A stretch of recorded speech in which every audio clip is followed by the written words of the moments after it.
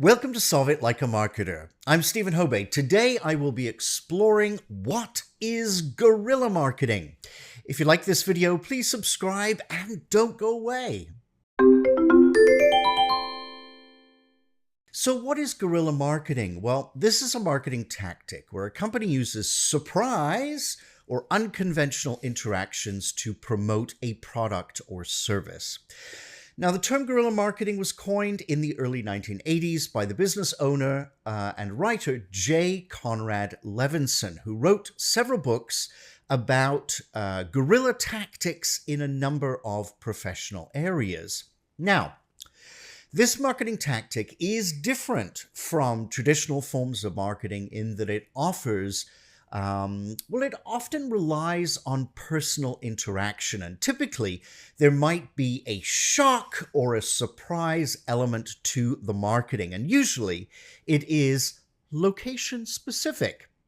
Now, these unconventional marketing campaigns are designed to catch people's attention unexpectedly in the course of their day-to-day routines, like going to work or having coffee on a patio. It literally catches people off guard. Now, what marketers really like about guerrilla marketing is that it can be low-cost alternative to typical campaigns. It's really all about the creative approach and the hook. So, in today's world where we are flooded with messaging, guerrilla marketing is really a great way to get people's attention and create a social media buzz. There are different types of guerrilla marketing, and here are some main examples. Outdoor guerrilla marketing. This is usually add something to pre-existing urban environments, like placing out-of-the-ordinary signage or artwork on sidewalks and streets. Indoor guerrilla marketing, similar to outdoor, only it takes place in locations like, say, subway stations or malls. Event ambush marketing. So this leverages the audience's attention during an event, usually without the permission from the organizers. And finally, experiential guerrilla marketing. This is all about the above, but includes an element that requires the public to interact with the brand. Now, there are lots of examples of guerrilla marketing, but I chose to show you a cool one created by UNICEF.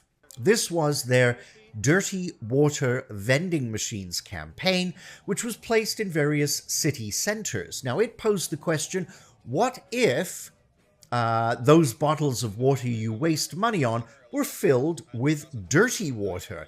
Its aim was to remind everyday people that there are many parts of the world where entire populations have no access to clean drinking water. So instead of spending money on bottled water, donate to UNICEF, and they can bring about, through their initiatives, clean drinking water to different populations around the world. Very cool indeed. So what I want to stress here is that marketing tactic, this particular one, can be done on a low budget, as I mentioned. It's great for either nonprofits or startups. Maybe think local. If you are a small company or organization, choose a local spot around your location and think how this can work for you. Does it get a lot of foot traffic? Who is likely to see your marketing tactic? Also, it's all about the creative itself. You need to really think outside the box. So what will be that element of surprise or shock? What is your marketing message? It needs to be obvious, or at least pose a question in people's minds. You want to leave people wondering and then entice them to take an action that benefits your brand. Now, having said all of this, guerrilla marketing tactics aren't for everyone. You really need to consider if it's appropriate for your brand. There's no guarantee that your campaign will actually go viral. You may put a huge amount of effort into it and then see little result. And although you may get positive traction on social, you may also get some negative feedback. So you need to weigh the pros and cons carefully. To be honest, this tactic is definitely a risk. All the factors I've mentioned need to come together from your creative to getting an audience response. But if it works, it's really a risk worth taking. So what do you think?